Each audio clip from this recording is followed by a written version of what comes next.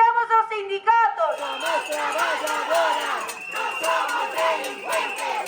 Mentras choran e din que os atacamos, esperan as instruccións dende Madrid. Asinan un convenio de arte que sexa o peor posible para as traballadoras galegas. Este convenio é unha burla. O arte chao, arte chao, arte chao, chao.